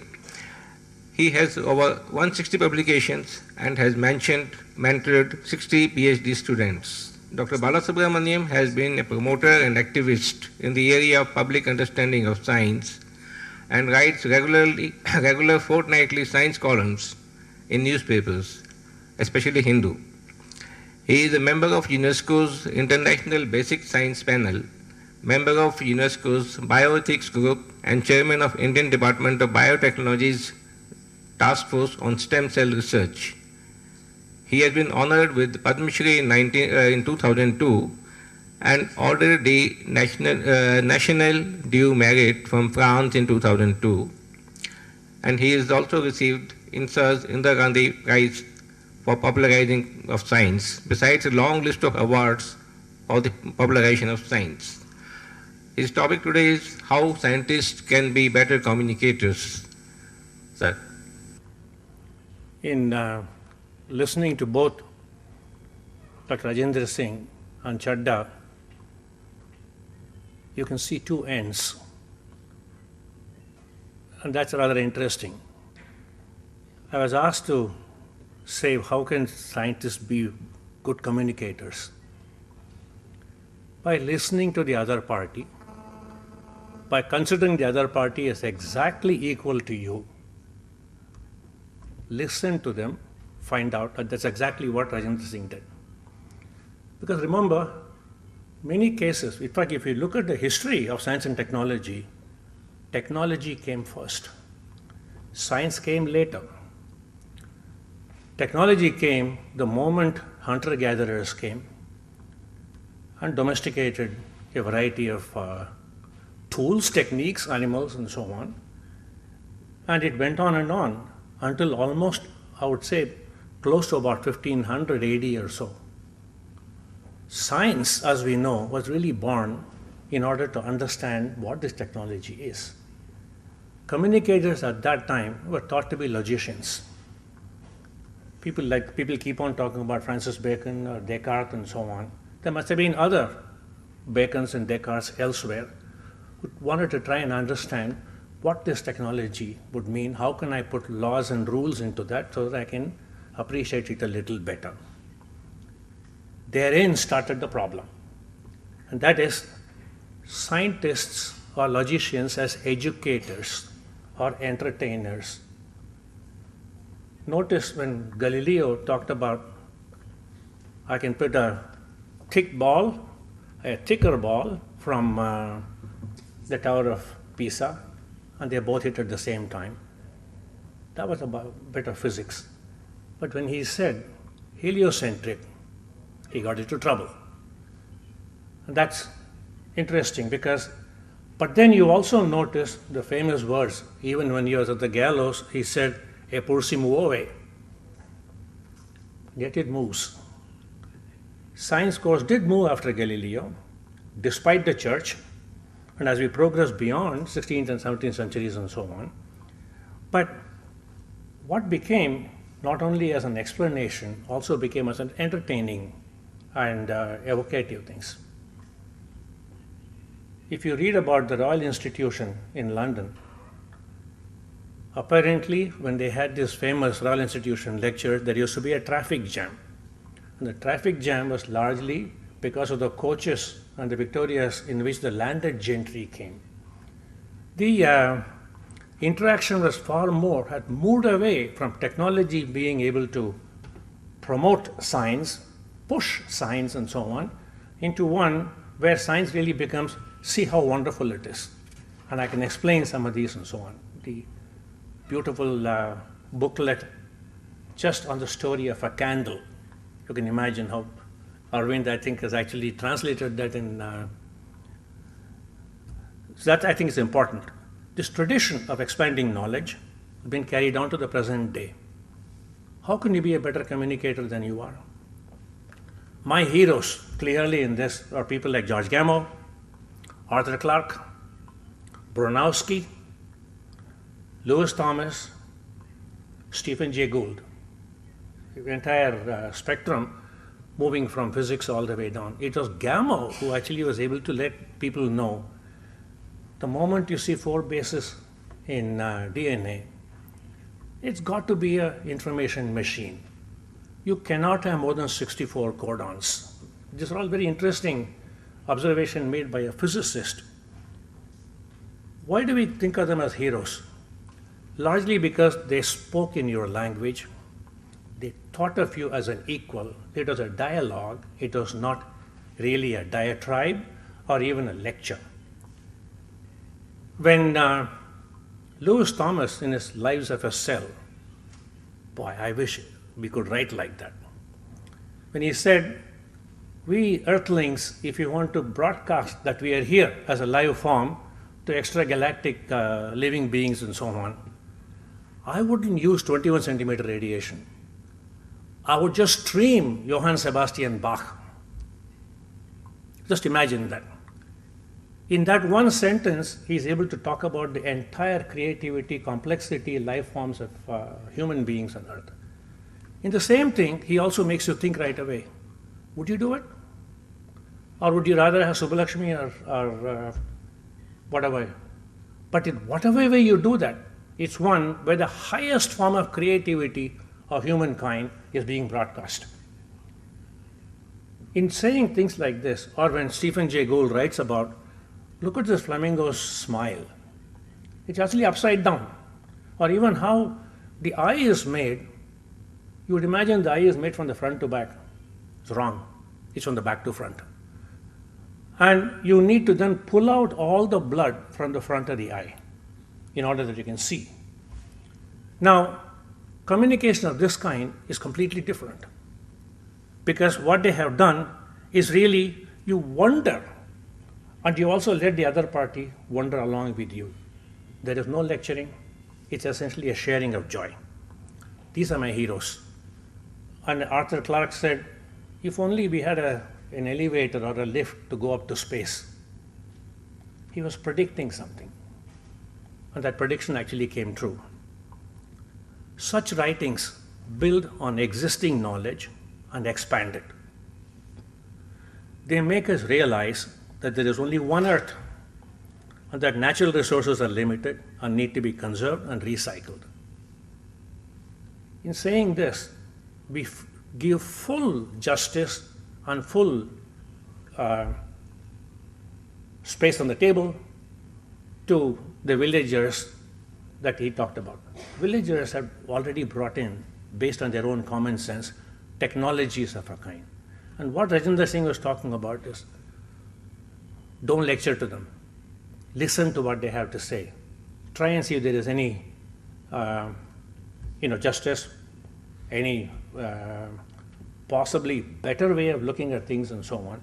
And I think that treatment as an equal becomes particularly important. But it's not always so. Science and the social belief systems turn out to be difficult. When we talk about science or communicating science, more often than not, we go on the science first approach. Climate change you talked about. We still don't have the final word on that. And I also need to say this. When those 6 committee members were called from the Italian earthquake group or whatever, meteorological group and so on, it was arrogant on behalf of the chairman of that to tell the villagers in L'Aquila, no problem, go up to your plaza, drink your local wine. That's exactly what he said. Well, at the same time, apparently a technician said, I have been looking at, there's some radon or some gas that keeps coming. I believe there will be a problem in that, and I predict that there may be some problem in here. He wasn't listened to. I am not arguing for the technician, but I cannot argue for the chairman, because that was, I think, talking down and giving a false promise on a situation where you do not know what's going to happen. At the end of it all, we are now saying we still don't know. So there is this difficulty with respect to science-first approach. You always have the other side, and it's increasingly turning out to be 2 or 3 more other sides. One is a social belief system. The other is the technological giants, industry, private capital, and so forth.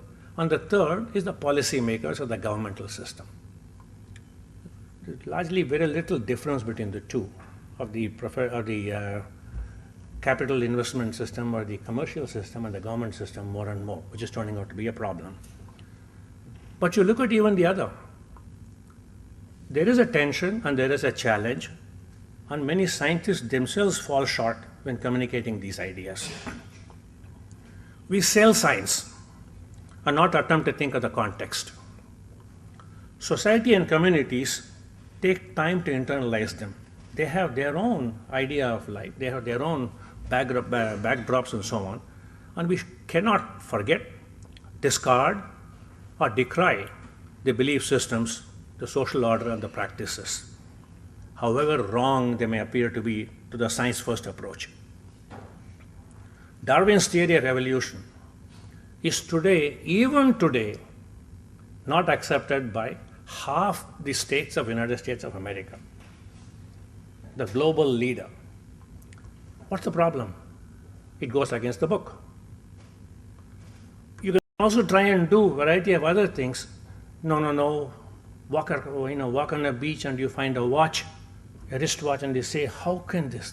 There must have been a maker.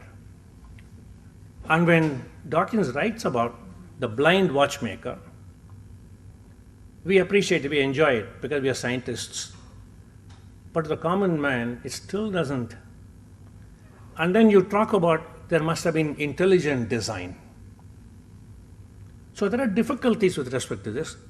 And there is also another puerile argument that comes if you were to say Darwin's theory is right. Oh, it's only a theory. Karl Popper has written, that anything that you talk about, is there a sense of falsifiability in your argument? Can you falsify history? There's a difficulty with respect to falsifying ideas such as Darwin and so on. So these are some examples that I want to talk about. Or the other way of handling it, if you were to talk down, is it was always there, we knew it.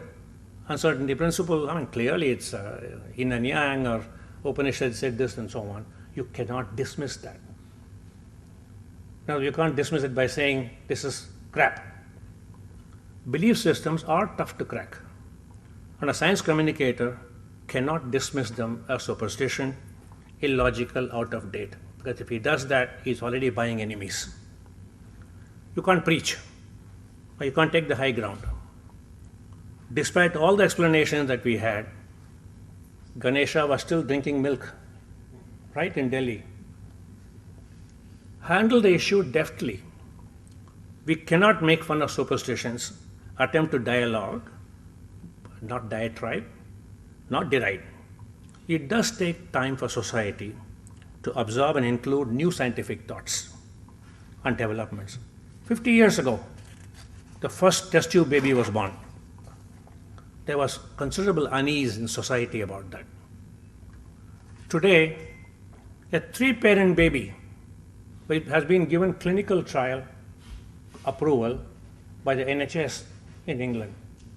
The 3-parent baby, the mother has a problem with her mitochondria, because the mother gives the mitochondria in the egg onto the child.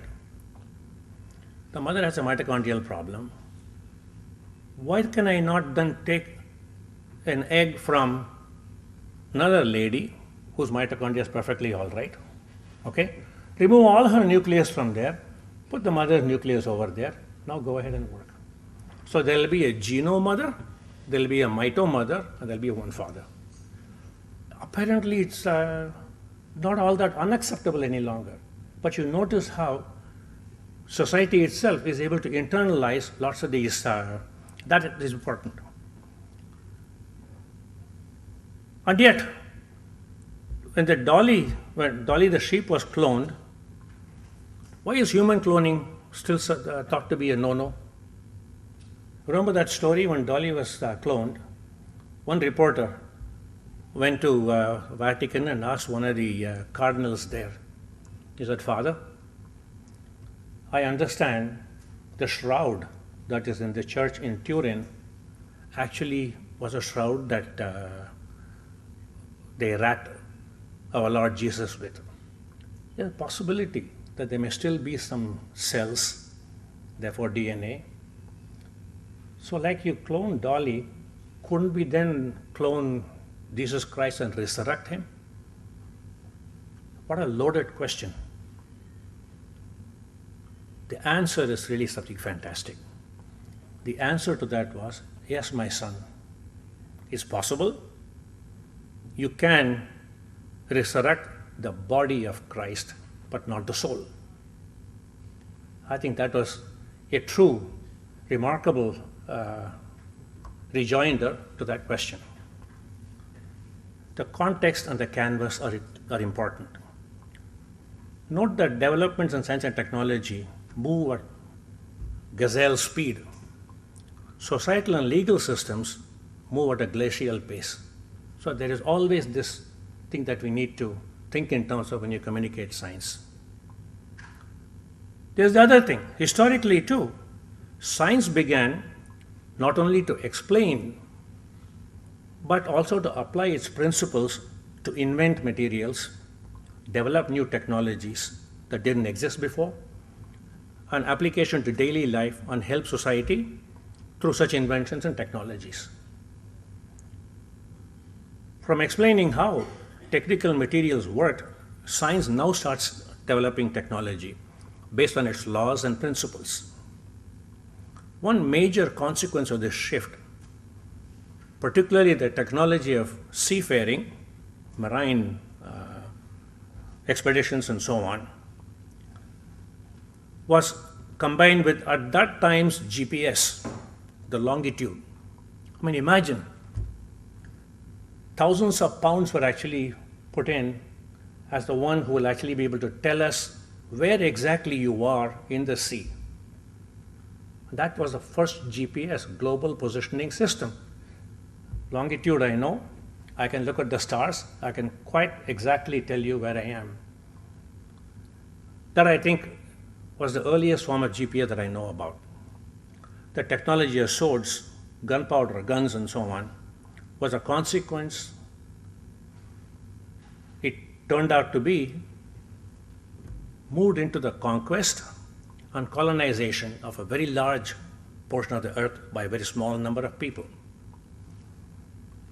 Now, these technologically adept people, the technology they developed and used to spread across the world.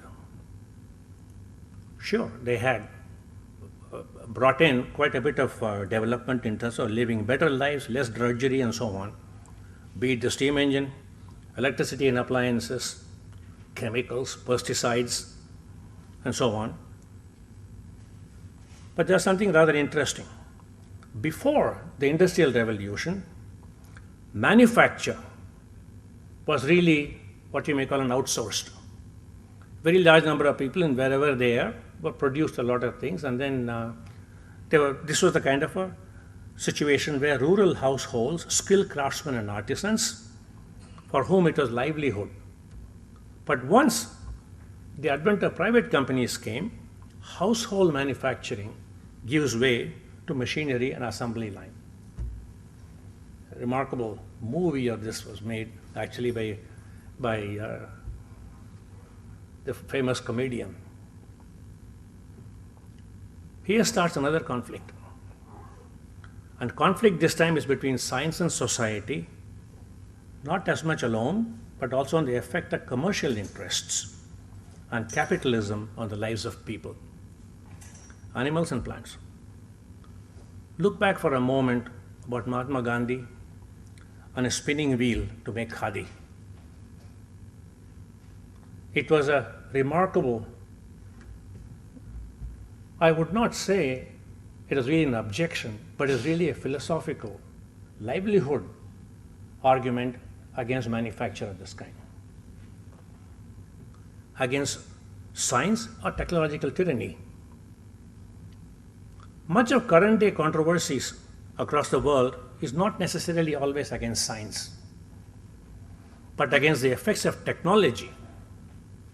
Because notice, 3-parent baby is not such a big problem. But GM is a problem. Objection to Darwin was clearly at the belief level. But objection to cotton mills came from Gandhiji and the spinning wheel at the level of livelihood of people. As manufacture and large-scale production of labor-saving and comfort materials started in Europe and the US, degradation of the environment also started. Recall Rachel Carson's book, The Silent Spring, 1962.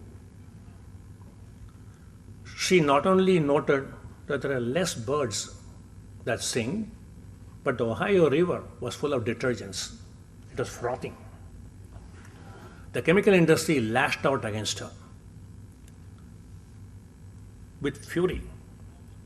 But at long last, good sense prevailed and controls were set in place. This was the birth of the Environmental Protection Agency, or the EPA, in the US. This was bound to essentially restrict such runoffs and attempt to establish a sort of a compromise. And here is where the problem is. The compromise is the problem. You talked about climate change. Climate change is the new Darwin, still not accepted. The Republican Party simply does not want to accept it. Just like the state of Mississippi actually wants to also give the act of creation as part of the school curriculum and so on. The problem in this is really the scale of things. Science deals with astronomical dimensions on one hand and subatomic dimensions on the other. What Newton explained to the world was easier to grasp to the average citizen. But what Higgs talks about as a boson, very great difficulty. Science communicators need to take this in mind. I'm going to take about 5 more minutes. Then again is a scale of time. We in daily life are familiar with times in terms of seconds, minutes, hours, maybe centuries, perhaps even a millennium. But concepts concerning evolution or stars and so on go on for billions of years. Darwin and natural selection are difficult to grasp. Lamarck is easier to grasp. Somehow it seems to fit into your mind. He may not be totally right, but it's easier to grasp Lamarck over, because it also appears to fill and fit with our own time scales of experience and so on. A similar situation is with the climate change. The scale is in terms of centuries and millennia. When we are told that glaciers melt and sea levels will rise and so on in a few decades because of the changes brought about over centuries, over long term and so on, it's hard to appreciate that. You want to see it right away. So here is a difficulty with respect to communicating science, and we need to worry about that. And commercial enterprises clearly exploit this. So this is the science-only communication would not get you anywhere. Even today, when Obama says 30% of the carbon dioxide will cut down and so on, it's only 30%. And even that 30% was quite strongly opposed to the Republican Party and so on. And the government, unfortunately, in terms of the time scale, government is no more than 5 years, 10 years and so on. So they can pass the buck. So you got that difficulty as well. US has 4 years. US 4 years. 4 years. The scale on which the physical dimension, time dimension that science deals with are actually unnatural. This is really what Lewis Wolpert talked about, the unnatural nature of science. Then there is a scale of numbers in our own planet itself. Companies make their profit largely because they make products in numbers. The scales must be high. You can flood everyday life with TV, cell phones, media, and so on, and then you are worried about, my children are not talking to me anymore. There's more virtual bonding that is happening over social media than warm body bonding. So what should be the issues? How then do we communicate the public and policymakers against this backdrop, because you need to worry about the other side, and the other side clearly is three more: social, governmental, clearly commercial interests, and so on. The civic activists take on a very just equally strong attitude. Society has awakened, but more than society, the civic activists occasionally throw the baby with the bathwater. But we need to look at what baby and what's the kind of bathwater we are throwing. So we cannot communicate at an adiabatic, science-first fashion. Clearly, we should advocate, educate, entertain, share experience, and criticize when needed, but considering always who's at the other side of the table. Study the context. Realize whether anti-science ideas and policies come due to threatening long-held beliefs and religious ideas, political interests, or commercial pressures, and so on. What do we then advocate? More science in the use of our daily lives. That's a rational thing to do. I advocate GM food. I advocate vaccines and health practices, cutting greenhouse emissions, attempts to strike a mutual balance between environment and development. Madhav Gadgil is correct. Kasturi Rangan is well-meaning. It is not a conflict, but there is a conflict with respect to what we need to do with natural resources, what we need to do with development.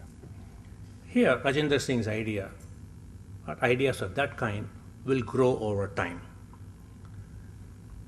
The main reason why India progressed from a basket case into an almost developed nation today is because we made friends with science. But with this balance in mind, I think we can attempt to have a set of people who should eat their stomachs full. Suppose I say, I'm for GM food, but I don't want Monsanto. I don't want BT. Is it possible to talk to the government and say, just as you brought in the Brahman Borlaug wheat or the Sona Masuri, which is actually made by the government, no patent, public property, if India were to take a stand that we are going to decide on genetically modified plants, food grains and so on, in a manner that will be no patenting at all, is that going to be difficult? Can we make an argument about that? Can we even start an argument? Because without that, our country will not be safe for our children, grandchildren, great-grandchildren, and so on. So we need to engage the community and their rulers on mutually understandable, acceptable terms. It's not an easy job, but not one that we can shirk away from. Thank you.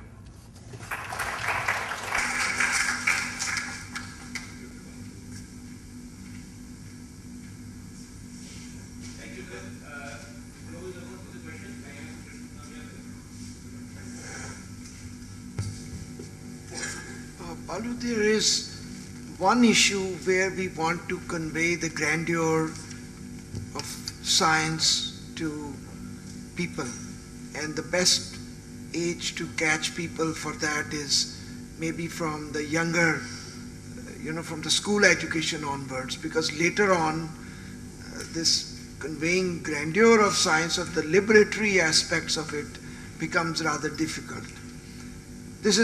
I want your reaction to the point I'm making. The second point I want to make is that the issues where we have to engage with society at large are essentially use of technology. And what is the best method of using technology, like you said, that why should there be patents, for example? And here the point is that the systems which you have, the public funded systems, should compete with the private owned systems rather than banning one or the other, because we are well past that time. You know that all intellectual property generated by the public system in the United States and all developed countries is patented and then given over to the transnationals to take it all over the world. So we are navigating in difficult times, but I want your reaction to where to catch people to bring the grandeur of and the liberatory aspects of science, and where to catch people on the use of technology and the best methods to and the best technologies that we can use. Okay, the grandeur of science depends on what grandeur you're talking about, because it actually hardly matters whether you're talking to a high school student or a grandpa, but it depends on what kind of a grandeur you're talking about. Higgs boson, okay, wouldn't make that much of sense to a 5th class or a 6th class person. But there are other areas. For example, if you were to talk about, it is possible for us to actually clone an animal, because it's part of your high school curriculum and so on. The grandeur of science doesn't come from just one discovery or one invention, something of that kind. It's essentially, you're asking something like, what's the grandeur of poetry? What's the grandeur of art forms and so on? I think it also takes, here again, nothing you need to worry about at what level, what kind of, I'm not going to show Salvador Dali to a 10th class or 8th class child, because you actually have certain level of experiential knowledge that you need to have. So I really think, for example, even the 3-parent baby and so on, will be perfectly acceptable to a high school student. On the other hand, Higgs boson would be somewhat more difficult. With respect to the second about what have we done with vaccines? Okay, vaccines are patented, and yet the government buys them. Today, 40% of the world's childhood vaccines are actually made in India and distributed. They're made in Hyderabad, they're made in, not in Bangalore, but they are made certainly in Hyderabad, Pune, Bombay, Delhi, and so on. And each one has a patent. So there is this participation between, on the one hand, basic scientists, or even look at what Cipla has done. Yusuf Hamid went against all patents. He said, kill me if you want. If 1 year's HIV drugs are going to cost $12,000 per African, I'm going to give it to them for $600, and I'm going to engage with the governments of Ghana, Nigeria, and I think Kenya, some places like that. And was able to bring the prices down. So I think social pressures of this kind will also clearly come about. So this engagement, I think, is important. But I think Cipla's was almost like a Gandhian,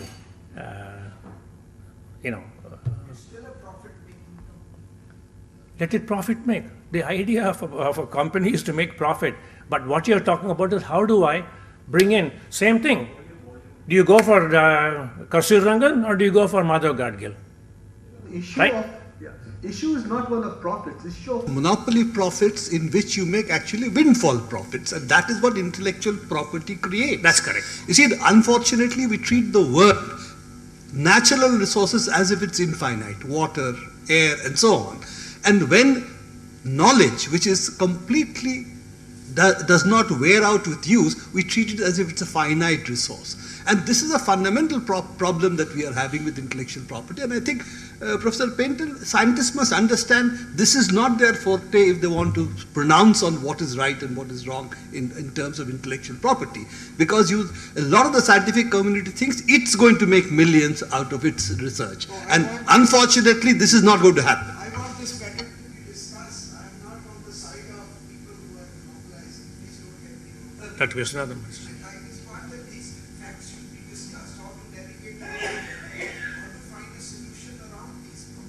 We have actually in our patent law, we have compulsory licensing. You can compulsory license even the Monsanto process. And I think there should be demand for it. I think I was fascinated with the idea of your challenging intellectual property in some ways. As someone who has worked on popularizing, let me tempt you into the political, which you've already stepped into. How would you fight intellectual property in these cases? Cipla is, of course, cited again and again. Would you push further? Because you invoke Madhav Gadgil also in a different way. How far would you go on this?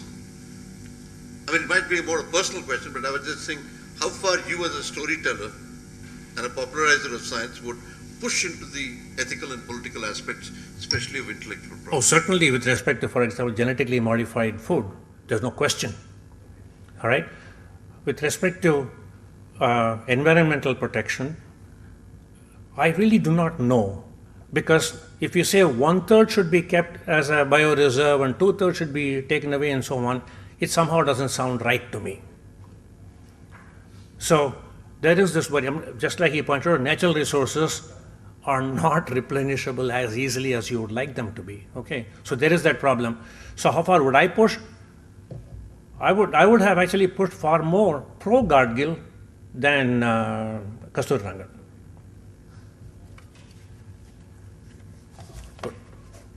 With this we end this session.